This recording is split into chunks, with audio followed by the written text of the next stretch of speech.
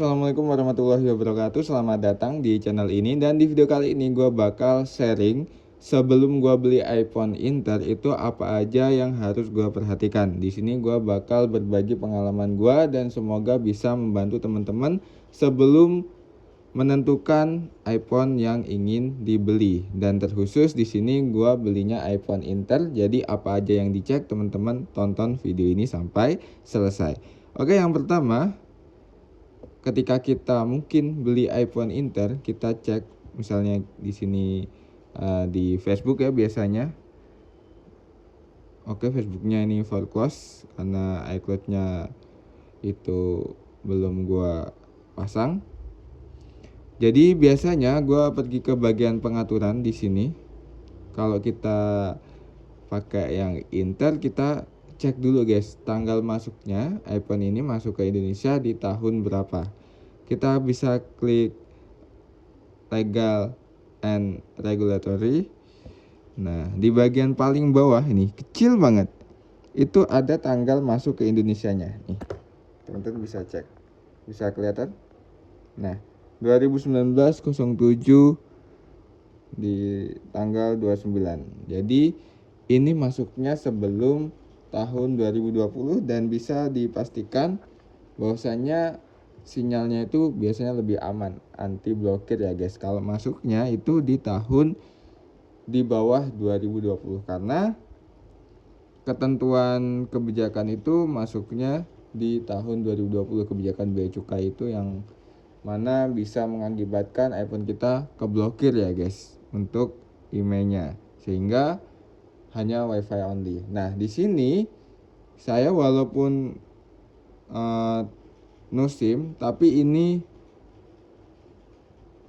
all operator ya guys. Ini emang tidak saya pasang untuk SIM-nya. Ini saya pasang di iPhone yang buat ngerekam ini dan hanya ada satu card SIM. Jadi sebenarnya ini masih bisa SIM-nya.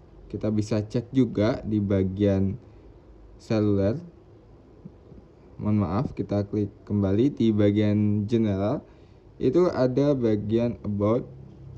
Nah, di about ini akan muncul WiFi address. Kalau misalnya udah dipasang kartu itu ada muncul serial number dari kartunya di sini. Jadi bisa kelihatan. Nah, kemudian kita bisa lihat di bagian, kalau misalnya kita beli iPhone Inter tapi masuknya di atas tahun 2020, itu biasanya juga masih aman guys. Contohnya HP yang buat ngerekam ini itu masih aman. Nah, tapi syaratnya teman-teman sebelum beli itu teman-teman bisa cek emailnya terlebih dahulu di bagian Kemenparin.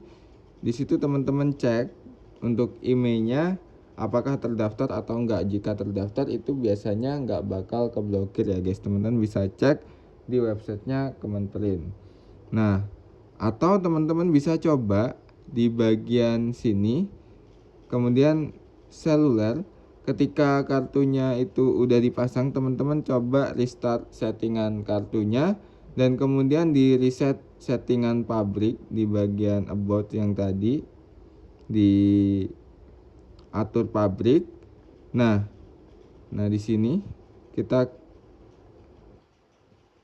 yang bagian reset iPhone, kita reset iPhone-nya.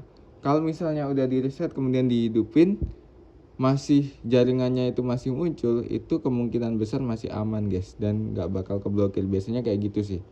Tapi kalau misalnya di reset kemudian wifi only atau jaringannya itu udah nggak bisa digunakan, ya itu udah keblokir gitu. Atau teman-teman bisa coba sebelum, kayak contohnya ini gua kemarin pas COD-an itu izin untuk update iOS versi terbaru.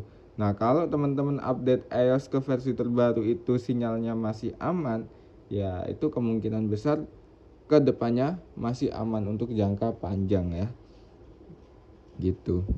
Nah, walaupun mungkin teman-teman di sini jaringannya juga masih aman dan bisa dijamin ke depannya aman, tapi nggak menutup kemungkinan kalau misalnya suatu saat itu bakal keblokir ya guys. Tidak bisa dipastikan karena setiap kebijakan itu pasti bisa berubah, regulasinya itu bisa ada perubahan ya. Mungkin sekarang aman tapi kedepannya nanti kalau ada regulasi misalnya walaupun masuk di tahun 2020 tapi kalau misalnya Inter itu bakal tetap diblokir, ya nggak ada yang tahu gitu. Atau mungkin secara tidak sengaja diblokir sama pihak bea cukainya, itu juga tidak menutup kemungkinan. Jadi ya namanya iPhone Inter, resikonya kita sebelum beli kita harus tahu resikonya dan bakal keblokir gitu. Tapi ya semoga saja tetap aman ya. Makanya kalau misalnya teman-teman pengen nyari iPhone yang benar-benar aman dan bisa buat jangka panjang, ya di sini saya sarankan untuk teman-teman belinya yang iBox ya, yang resmi Indonesia sudah terdaftar bea cukainya. Itu lebih aman dan jangka panjang. Apalagi masih ada garansinya gitu. Oke, selain itu ketika teman-teman ingin membeli iPhone walaupun Inter ataupun iBox, wajib banget teman-teman cek partikelnya ya, baik itu dari baterai, LCD, kemudian partikel-partikel lain, teman-teman bisa cek semuanya. Nah, cara ngeceknya teman-teman tinggal install aplikasi Triyu Tools. Nah, kayak gini aplikasinya. Teman-teman bisa install di iPhone-nya dan juga di laptop ya. Di PC atau di laptop teman-teman bisa install, nanti dihubungkan saja, disambungin, kemudian bakal kelihatan partikelnya, baik itu LCD, kemudian baterai, kamera, semuanya akan terlihat. Kalau misalnya ada partikel yang udah diganti, di situ akan berwarna merah. Tapi kalau misalnya masih ori semua, itu warnanya bakal hijau gitu. Apalagi kalau di iPhone itu kan gua paling suka kan yang ori ya guys, karena misalnya LCD walaupun sama-sama kalau kita lihat ori dan yang KW itu nggak jauh beda, tapi kualitasnya itu tentunya sangat jauh guys. Makanya teman-teman wajib banget untuk mengecek semua partikelnya gitu. Gampang banget kok caranya. Makanya kalau misalnya mau COD-an ya nggak apa-apa, sambil bawa laptop juga nggak apa-apa untuk dicek terlebih dahulu gitu, daripada nanti teman-teman udah beli malah nyesel gitu karena partikelnya ada yang nggak ori gitu.